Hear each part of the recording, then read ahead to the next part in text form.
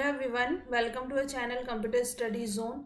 Analysis and design algorithm में हम बात करने वाले हैं यूनिट 1 में जो हमारे टॉपिक दिए हुए हैं उन टॉपिक के बारे में हम वन बाय वन डिस्कस करेंगे। सबसे पहले आप इससे पहले जो हमने प्रीवियस वीडियो जो डिस्कस किया था आप उसे देख लें। आई बटन में उसका आपको लिंक मिल जाएगा जिसमें हमने बात की थी कि जो एनालिसिस एंड डिज़ाइन एल्गोरिथम का RGPV के अकॉर्डिंग जो सिलेबस है उस सिलेबस में हमने यूनिट 1 से लेकर के यूनिट 5 तक पूरा डिस्कस किया था, देखा था। सिर्फ एक ओवरव्यू था कि आप फर्स्ट यूनिट से लेके 5th यूनिट तक कौन कौन से टॉपिक पढ़ने वाले हैं इस सब्जेक्ट में। इस सब्जेक्ट में अगर से हम आगे बात करें, स्पेशली हम यूनिट 1 की बात करें, तो यूनिट 1 में जो टॉपिक हमें कवर करने हैं एल्गोरिथम। तो आपको बेसिक पता होना चाहिए एल्गोरिथम क्या होता है, आप उसे डिज़ाइन कैसे करेंगे, एनालाइज कैसे करते हैं, नोटेशंस कौन कौन से होते हैं, हीप शॉर्ट क्या होता है। ठीक है, इसके बाद इसी में सेकंड पार्ट है डिवाइड एंड कॉन्कर टेक्निक। तो कौन कौन सी ऐसी सॉर्टिंग टेक्निक्स हैं या कौन सी ऐसी मेथड है इस सिलेबस में जिसमें हम डिवाइड एंड कॉन्कर मेथड का यूज़ करते हैं और उस एल्गोरिथम को हम अप्लाई करते हैं। उसके बाद binary search, merge sort, quick short, ये कुछ एग्जाम्पल है इसके। ठीक है, और लास्ट में डिवाइड एंड कॉन्कर का ही एक एग्जाम्पल है स्टेशन मैट्रिक्स मल्टीप्लिकेशन। तो ये कुछ इंपॉर्टेंट टॉपिक्स हैं जो आपको यूनिवर्सिटी एग्जाम में देखने को मिलेंगे। यूनिट 1 से अगर से हम बात करें तो यही कुछ इंपॉर्टेंट टॉपिक है जो आज हम डिस्कस करने वाले हैं। आप इसे अच्छे से नोट डाउन करके रख लें, जिसमें हम लास्ट में देखेंगे स्टेशन मैट्रिक्स मल्टीप्लिकेशन। इसके अलावा जो बाकी के टॉपिक्स हैं मैं आपको यहाँ पर एक ओवरव्यू दे रही हूँ, साथ ही में आई बटन पर उसकी वीडियोस लिंक ऐड हैं और डिस्क्रिप्शन में भी आप चेक कर सकते हैं। पर्टिकुलर वीडियो लिंक मैं उसमें ऐड कर दे रही हूँ जिससे कि आपका यूनिट 1 पूरा डिटेल में कवर हो जाएगा। चलिए अब बात करते हैं एल्गोरिथम की। तो एल्गोरिथम क्या होता है? Set of rules obtain the expected output from the given out input.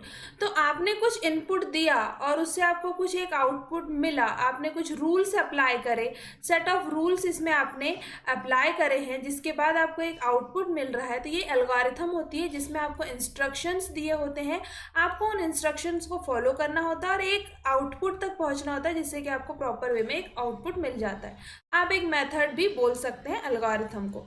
ठीक है, अब इसमें हम नेक्स्ट देखें तो कौन कौन सी ऐसी एल्गोरिथम के टाइप्स होते हैं, अलग अलग टाइप्स होते हैं। ठीक है, तो फर्स्ट होता है रिकर्सिव एल्गोरिथम, सेकंड होता है divide and conquer algorithm, dynamic programming algorithm, greedy algorithm, brute force algorithm और ब्रैक टैकिंग एल्गोरिथम। तो ये जो आपकी 6 एल्गोरिथम है ना, इस पूरे सिलेबस में आपको इन 6 एल्गोरिथम के आसपास इनके जो एग्जाम्पल है, इनके जो एप्लीकेशंस है, इन्हीं पे बात करनी है, इन्हीं से रिलेटेड क्वेश्चन सॉल्व करना है। तो आप इसे भी नोट डाउन कर लें कि कौन कौन से टाइप की एल्गोरिथम हमें पढ़नी है और उस पर्टिकुलर एल्गोरिथम में हमें कौन कौन से उसके एप्लीकेशन है जिन्हें हमें सॉल्व करना है, जो हमसे यूनिवर्सिटी एग्जाम्स में पूछे जाते हैं।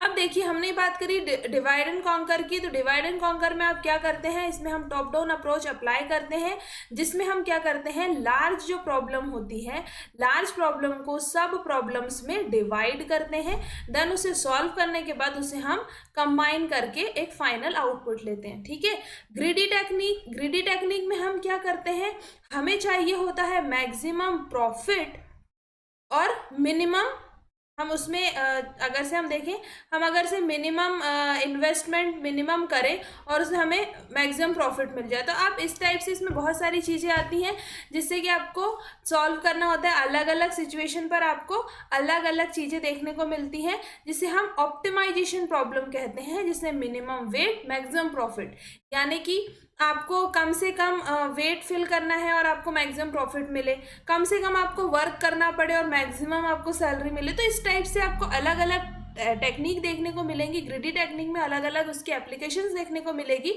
जिसमें कि आपको एक ऑप्टिमाइज सॉल्यूशन की ओर जाना पड़ता है और ऑप्टिमाइज सॉल्यूशन चाहिए होता है। जब हम इसके क्वेश्चंस करेंगे तब आप इसे और अच्छे से समझ पाएंगे।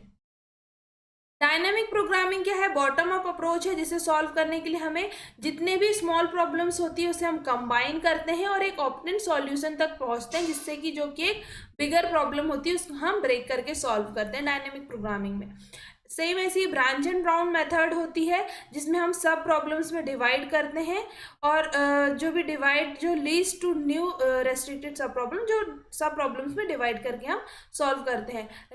रैंडम एल्गोरिथम्स, हम डिफरेंट टाइप के रैंडम एल्गोरिथम्स भी अप्लाई करके एल्गोरिथम सॉल्व कर सकते हैं, एल्गोरिथम अप्लाई करते हैं, ब्रैक टैकिंग एल्गोरिथम और रैंडम एल्गोरिथम। तो सर ये डिफरेंट टाइप्स हैं, एल्गोरिथम के डिफरेंट टेक्निक्स हैं, जिसमें हमें जो मेन फोकस करना है, आपको जो टॉप पर दिख रही है ना, ये मेन है, डिवाइड एंड कॉन्कर, ग्रिडी और डायनामिक। तो आप एक तरीके से देखें, unit 1 divide and conquer, unit 2 greedy और यूनिट 3 डायनामिक।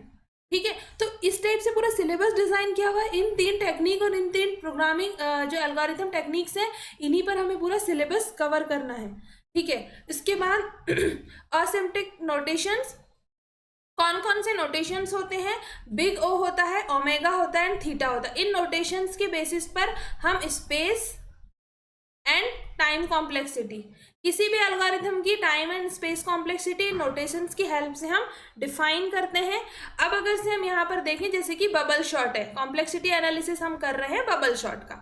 हमने डिफरेंट टाइप की शॉर्टिंग टेक्निक देखी थी जब हमने डेटा स्ट्रक्चर का कवर किया था, उसकी लिंक भी आपको डिस्क्रिप्शन में मिल जाएगी कि आपको ये क्वेश्चंस कैसे सॉल्व करना है। अभी हम यहाँ पर शॉर्ट में समझ रहे हैं। ठीक है, अब इनपुट, आपको एक गिवन इनपुट एलिमेंट्स दिए होंगे और हमें नंबर ऑफ स्टेप्स जो सॉर्ट करनी है लिस्ट में, और नंबर ऑफ स्टेप्स फॉलो करते हुए इसे सॉर्ट करना है। ठीक है, अब आप यहाँ पर देखें, ये नंबर्स हमें दिए हुए हैं, अब इसे हम सॉल्व करेंगे। तो हम बबल शॉट कैसे सॉल्व करते हैं, इन दोनों में हमने चेक किया 16 एंड 36, मिनिमम जो नंबर होगा उसे हम स्वैप कर देंगे।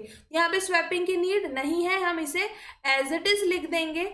उसके बाद अगर से हम नेक्स्ट देखें, तो इसमें मिनिमम कौन सा नंबर है, 24, तो इसमें हम स्वैपिंग कर देंगे 24, 36, 37 एंड 15, ये दोनों नंबर हो गए। नेक्स्ट, इन दोनों में स्वैपिंग की नीड नहीं है। नेक्स्ट हम चेक करेंगे इसमें, तो 16, 24, 36, 15 और 37। नेक्स्ट हम रिवर्स में इसमें चेक करेंगे, 16, 24, 15, 36, 37। नेक्स्ट 16, 15, 24, 36, 37। अब इसे करेंगे 15, 16, 24, 36 एंड 37। ये सॉल्व हो गया।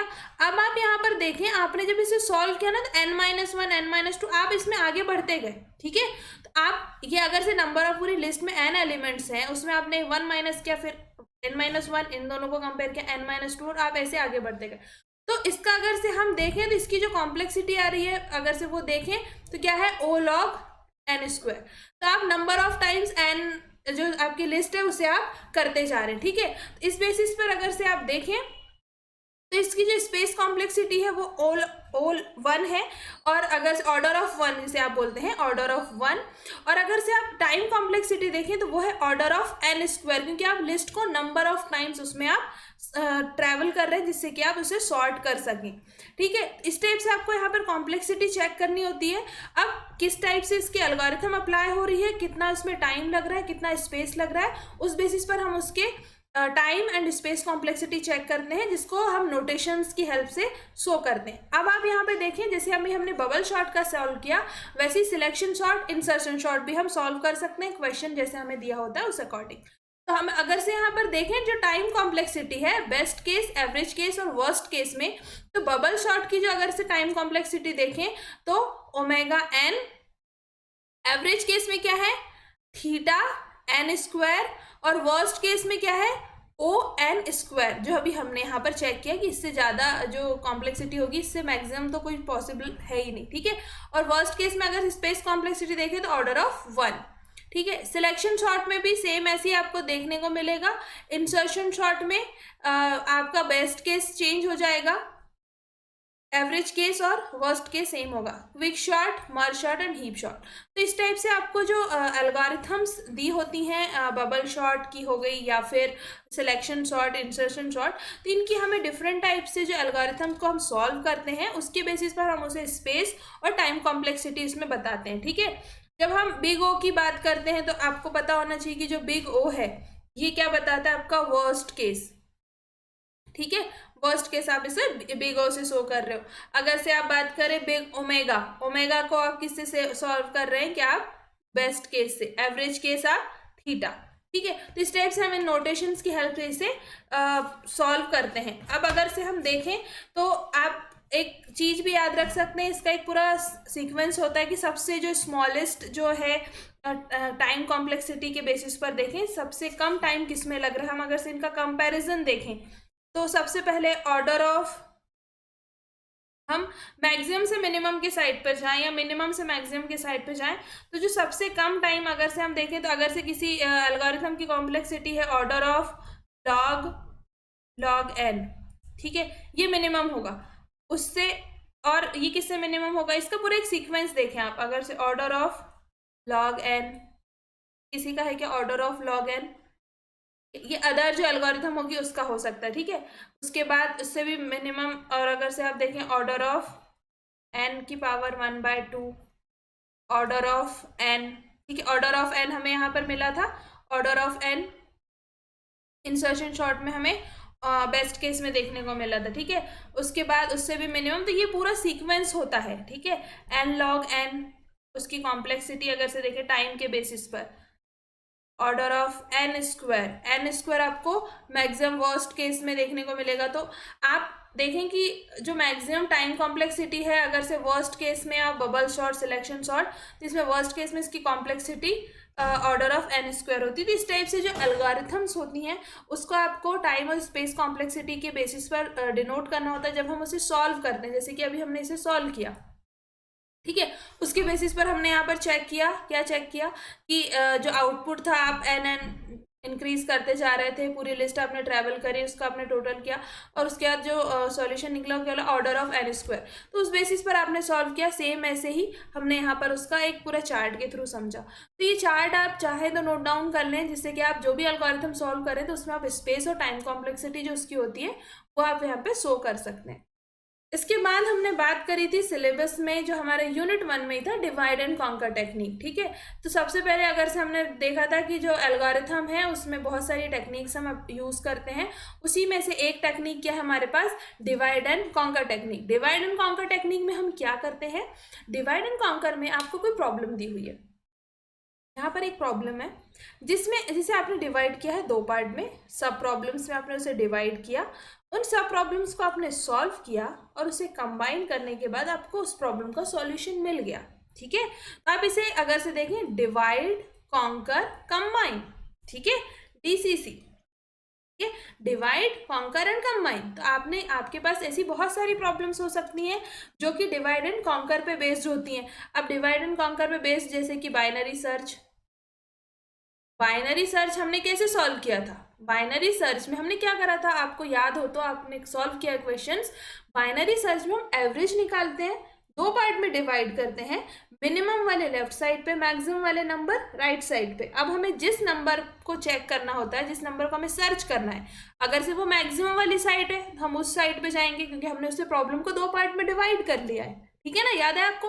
तो इससे क्या होगा, आपने यहाँ से दो पार्ट में डिवाइड किया, सब प्रॉब्लम से फिर सॉल्व किया, तो ये डिवाइड एंड कॉन्कर पे हो गया। उसके बाद आपने मर्ज शॉर्ट किया है, आपको याद होगा मर्ज शॉर्ट पूरा ऐसे ही दिखता है। मैंने आपसे कहा था मर्ज शॉर्ट जो है वो डायग्राम आपका कुछ इस टाइप से पिरामिड ही बनता है उसमें। क्विक शॉर्ट में हम क्या करते हैं, एल्गोरिथम अप्लाई करते हैं, जैसी एल्गोरिथम सॉल्व हो जाती है दो पार्ट में हो जाती है, अब हम इस साइड पे पहले क्विक शॉर्ट अप्लाई करते हैं, देन इस साइड पर, ये सॉल्व हो जाने पर फिर ये दो पार्ट में जब हमें एक शॉर्ट नंबर मिल जाता है फिर उसके बाद हम करते हैं। इस टाइप से हम उसमें भी क्या कर रहे हैं, उसमें भी कहीं ना कहीं हम प्रॉब्लम को सब प्रॉब्लम में डिवाइड कर रहे हैं और उसे सॉल्व कर रहे हैं। इसके भी क्वेश्चंस मैंने ये तीनों क्वेश्चन, जो तीनों चीज़ें ना, आपको ये क्वेश्चंस डिस्क्रिप्शन में आपको इसके लिंक ऐड होगी, देख लीजिए आप, जिससे कि आपका ये तीनों क्वेश्चन सॉल्व हो जाए डिवाइड एंड कॉन्कर पे, जो मैं ऑलरेडी आप लोगों को समझा चुकी हूँ, ऑलरेडी हम इस बारे में डिस्कस कर चुके हैं। अब डिवाइड एंड कॉन्कर का जो न्यू टॉपिक आपके लिए आज जो हम पढ़ने वाले हैं वो है स्ट्रेसेंस मैट्रिक्स मल्टीप्लिकेशन। अब इसे हम कैसे सॉल्व करेंगे ये आज हम बात करने वाले हैं। ठीक है, तो स्ट्रेसेंस मैट्रिक्स मल्टीप्लिकेशन को सॉल्व करने से पहले ये देख लीजिए, डिवाइड एंड कॉन्कर पे जैसे मैंने कहा, हम बाइनरी सर्च पे भी डिस्कस कर चुके हैं, हम मर्ज शॉर्ट भी डिस्कस कर चुके हैं, क्विक शॉर्ट भी हमने सर्च यहाँ पर डिस्कस कर चुका है। बात आती है अब स्ट्रेस एंड मैट्रिक्स मल्टीप्लिकेशन की। जैसे हम इसे सॉल्व करेंगे तो हमारा जो एल्गोरिथम के जो टाइप्स थे, टेक्निक थी, उसमें जो डिवाइड एंड कॉन्कर टेक्निक थी, इसे हमने पूरा कंप्लीट कर लिया है, क्योंकि हम बाइनरी सर्च, मर्ज शॉर्ट, क्विक शॉर्ट हम ऑलरेडी सॉल्व कर चुके हैं। आज हम बात कर रहे हैं स्ट्रेस एंड मैट्रिक्स मल्टीप्लिकेशन की, जिसके बाद आप क्या करेंगे कि ये जो डिवाइड एंड कॉन्कर मेथड है आपकी पूरी कंप्लीट हो जाएगी। चलिए अब बात करते हैं स्ट्रेस एंड मैट्रिक्स मल्टीप्लिकेशन।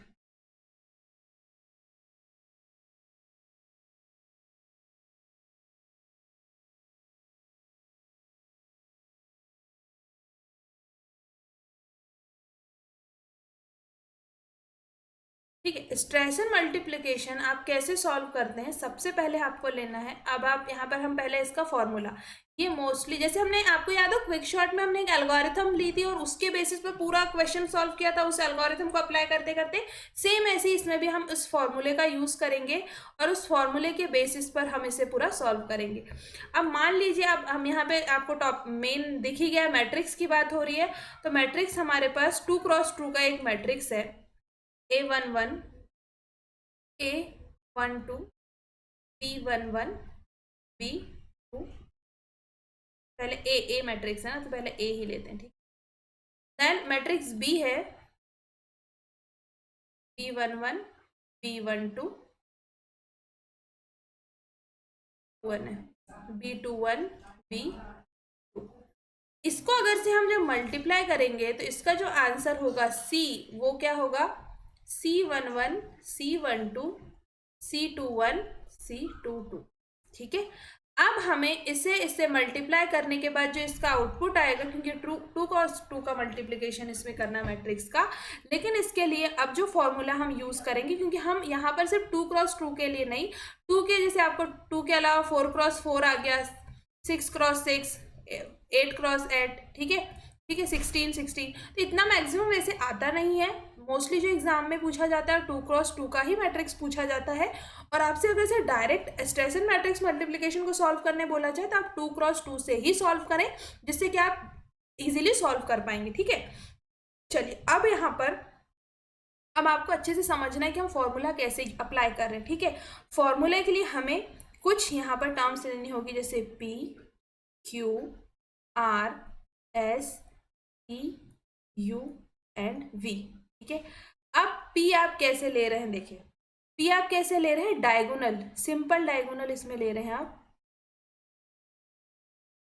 ठीक है, सिंपल डायगोनल कैसे ले रहे हैं, देखिए A11 प्लस A22 ले लिया आपने।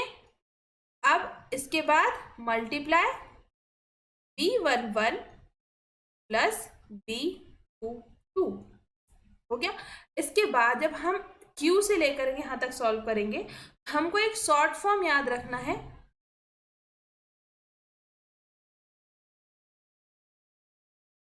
PAAB।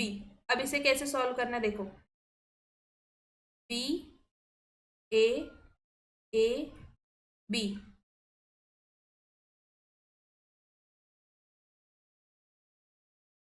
अब इस शॉर्ट फॉर्म से आपको कैसे याद रखना है, इसमें हमने पहले 1 1 1 1 2 2, हम ही फॉर्मूला बना रहे हैं, फॉर्मूला याद रखने की टेक्निक मैं आपसे बता रही हूँ। ठीक है, अब आपने BAAB एक शॉर्ट फॉर्म ले लिया, जब आपका B जो है वो ब्रैकेट से बाहर है तो अंदर जो एलिमेंट्स होंगे ना, वो आपका उसके जस्ट अपोजिट होगा, मतलब कि अगर से बाहर B है तो अंदर क्या आएगा, अंदर आएगा A।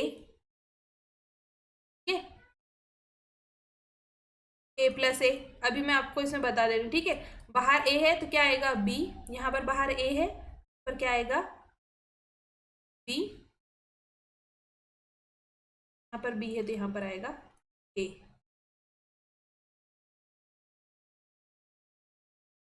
अब आप देखें, इसको सॉल्व करने के लिए अब इसमें हमें कौन सा डिजिट आएगा। ठीक है, तो इसके लिए अब आपको क्या याद रखना है,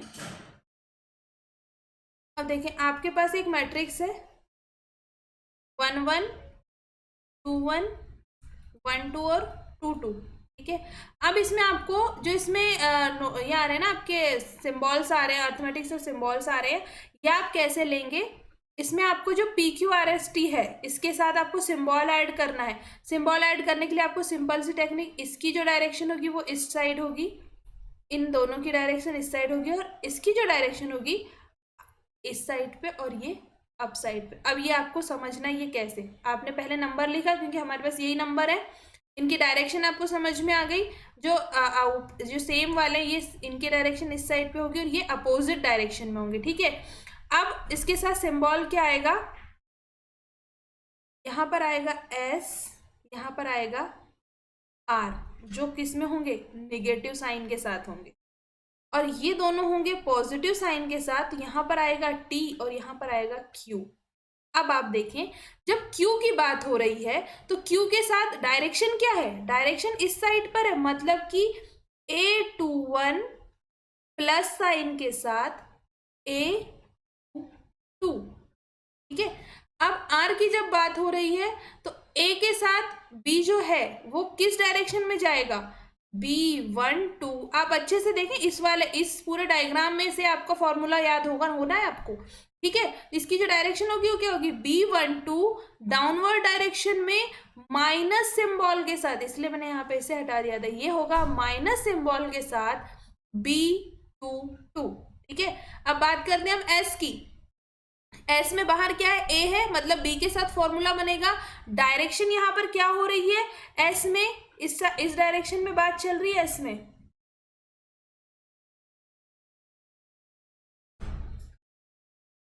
यहाँ पर क्या होगा, यहाँ पर होगा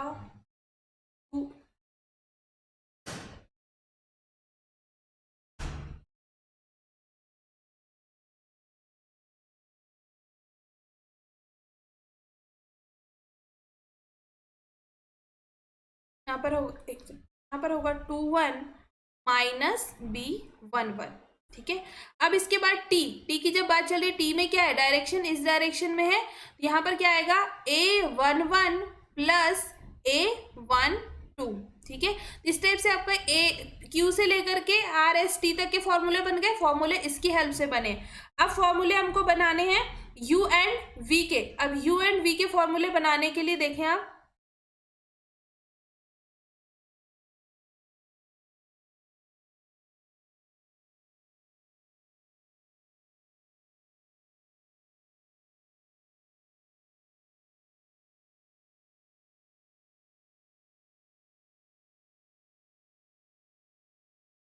सबसे पहले U का फॉर्मूला हम बना रहे हैं, ठीक है। U के फॉर्मूले के लिए आपको किसकी हेल्प चाहिए, S और T की, ठीक है। और V के फॉर्मूले के लिए Q एंड R की। अब आप यहां पर देख लें,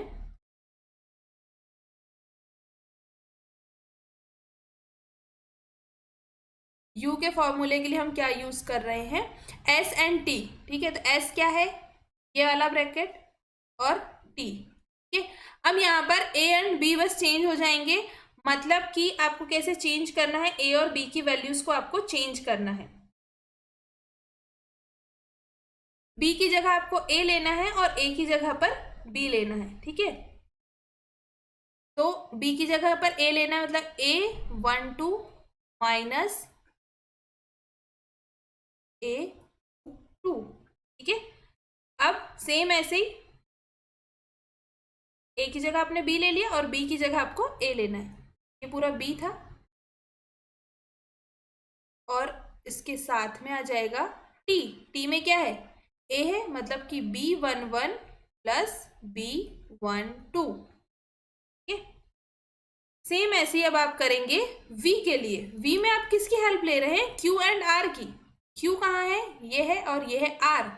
सेम इसमें ऐसे ही A की जगह B और B की जगह A लेना है, तो A की जगह B हो गया 21 प्लस B22, और A की यहाँ पर क्या है, B है, R में है ना, यहाँ पर क्या आएगा A12 माइनस A2, ठीक है। तो इस तरीके से आपको इसे सॉल्व करना है। अब आप देखें, ये अभी सिर्फ फॉर्मूले बने हैं, ठीक है। इस फॉर्मूले के बाद अब आपको कैलकुलेट करना है C। अब C कैलकुलेट करने के लिए आप C का जो फॉर्मूला है C11 C12 C21 और C22।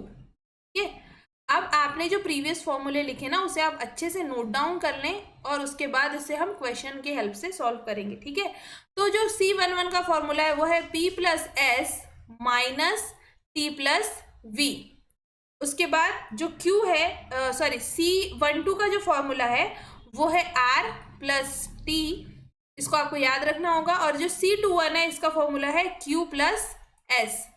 अब जो C22 है इसमें आप देखें, आप इसको कहीं ना कहीं पूरा अप्लाई कर रहे हैं। इसमें P एज इट इज रहेगा, प्लस माइनस प्लस। अब देखें T S को आपको किससे रिप्लेस करना है, इसका डायगोनल देखना है, तो यहाँ पर R से रिप्लेस होगा। T आ रहा है नेक्स्ट, माइनस के बाद ये रिप्लेस होगा Q से, और जो V रिप्लेस होगा वो होगा U से। इस टाइप से आपका जो मैट्रिक्स बनेगा उसमें जो C11 की वैल्यू होगी ना, ये प्रीवियस जो हमने फॉर्मूला बनाया था PSTV उसके सॉल्यूशन का जो प्लस माइनस करने के बाद आपका C11 बनेगा, उसके C12 बनेगा। इस टाइप से आपको पूरे फॉर्मूले लेते हुए सॉल्व करना है और आपको पूरा जो स्ट्रेस मैट्रिक्स मल्टीप्लिकेशन है इसका क्वेश्चन आपका यहाँ पर सॉल्व होगा। ठीक है, इसके साथ ही आप यहाँ पर एक बार देख लें P की वैल्यू क्या थी, मैं एक बार यहाँ पर और नोट डाउन कर रही हूँ। P था A11 प्लस A22, इसको आपने डायगोनली लिया था। ठीक है, उसके बाद PQ R S T U and V। यहाँ पर अब देखें जो P का आंसर आएगा इस पूरे को सॉल्व करने के बाद, क्योंकि आपको वैल्यूज कुछ इस तरीके से देंगी 1 4 6 8, ये A है। ठीक है, और B की जो वैल्यू दी होगी 2 3 1 1 2। ठीक है, इस टाइप से आपको वैल्यू दी होंगी। जब आप इसे सॉल्व करेंगे आपका P आएगा, P की वैल्यू इनके सारी 18। सेम ऐसी S में जो फॉर्मूला था, S में जो फॉर्मूला था आपने वो अप्लाई करा। S का क्या फॉर्मूला था, S का फॉर्मूला था A22 उसके बाद क्या था B21 माइनस B11।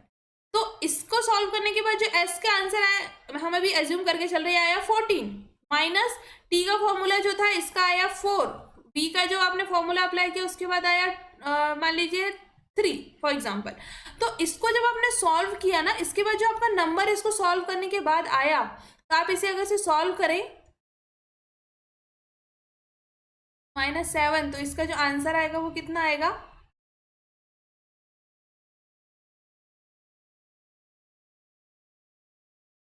25। तो जो आपका जो C11 में जो वैल्यू आएगी ना, ये 25 इतना पूरा सॉल्व करने के बाद आएगी। सेम वैसी R और T, तो अभी आपने T यहाँ 4 लिया, तो फॉर एग्जाम्पल R आ रहा है 9, 9 और 4 कितना हो गया यहाँ पे 13, तो यहाँ पर C12 क्या होगा 13। सेम ऐसी Q अभी हमने नहीं लिया, Q हम ले रहे हैं मान लीजिए 8, S हमने क्या लिया है 14। ठीक है, तो इसको सॉल्व करने पे क्या होगा 22, तो यहाँ पर क्या होगा 22। अब सेम ऐसे ही आप इस पूरे में आप वैल्यूज रखेंगे और यहाँ पे जो आंसर आएगा, तो अब तब जाकर के आपका पूरा जो फाइनल आंसर आएगा 2x2 मैट्रिक्स मल्टीप्लिकेशन का, वो इस टाइप से होगा। तो आई होप कि आपने ये पूरे जो फॉर्मूले है ना, आप एक और बार देखें, इसे फॉर्मूले को आप नोट डाउन कर लें किस तरह से हमने फॉर्मूला बनाया था। आपको इस वाले डायग्राम्स को अच्छे से समझना है, क्योंकि इसकी हेल्प से आप फॉर्मूला पूरा जो सिंबल है वो अच्छे से डिफाइन कर सकते हैं। उसके बाद आपको C11 C12 इस पूरे को याद रखना है और इस पूरे की हेल्प से आपको पूरा फॉर्मूला बनाना और इस क्वेश्चन को सॉल्व करना है, जो कि इंपॉर्टेंट है और यूनिवर्सिटी एग्जाम में पूछा जाता है। फॉर्मूला आपको कैसे याद रखना है उसकी ट्रिक आपको समझनी होगी, और आप 2 से 3 क्वेश्चन सिर्फ इस फॉर्मूले की हेल्प से करेंगे तो आपको बहुत अच्छे समझ में आ जाएगा। अभी जो हमने सॉल्व किया है ये हमने यूनिट 1 के अकॉर्डिंग डिवाइड एंड कॉन्कर जो टेक्निक दी हुई थी उसके बेसिस पर इसे हमने सॉल्व किया है। तो अगर से आप सिलेबस देखें तो सिलेबस में हमने जो समझा था, ठीक है, तो introduction, algorithm, notations, divide and conquer में बाइनरी सर्च, मर्ज, क्विक शॉर्ट, इसकी लिंक डिस्क्रिप्शन में आपको मिल जाएगी। और मैट्रिक्स मल्टीप्लिकेशन जिसमें कि 2x2 के मैट्रिक्स के लिए हमने सॉल्व किया। मेन क्या याद रखना है, PQ RS T U V याद रखने के बाद C11 C12 C21 और C22 इनके फॉर्मूलेस और इसकी हेल्प से जो मैट्रिक्स का आंसर आएगा वो। आप जनरली अगर से आप देखें तो जो आपको मैट्रिक्स के नंबर होंगे ना वो 2 3 4 6 इस टाइप से नंबर होंगे। आपके नंबर आपको बहुत लार्ज नंबर नहीं मिलेंगे, कॉम्प्लेक्स नहीं होगा, सॉल्यूशन बहुत इजी होगा। बस जो प्रॉब्लम आपको आ सकती है वो फॉर्मूले याद करने में आ सकती है। तो आप कोशिश करेंगे फॉर्मूले आप बहुत अच्छे से प्रैक्टिस जब करेंगे, 2 से 3 क्वेश्चन बस आप प्रैक्टिस करेंगे तो आपको फॉर्मूले भी बहुत अच्छे से याद हो जाएंगे। वीडियो अच्छा लगा है तो इसे लाइक कर दें, चैनल को सब्सक्राइब करें और यूनिट 1 के नोट्स कंप्लीट कर लें, जिससे कि आपको यूनिवर्सिटी एग्जाम के लिए आप अभी से प्रिपेयर हो जाएं और आपके जितने भी न्यूमेरिकल पोर्शन जो हमने यूनिट 1 में देखा, जिसमें आपको क्विक शॉर्ट, मर्ज शॉर्ट, बाइनरी सर्च और स्ट्रेस एंड मैट्रिक्स मल्टीप्लिकेशन जो कि डिवाइड एंड कॉन्कर टेक्निक पर बेस्ड है, ये आप बहुत अच्छे से कवर कर पाएंगे। Thank you.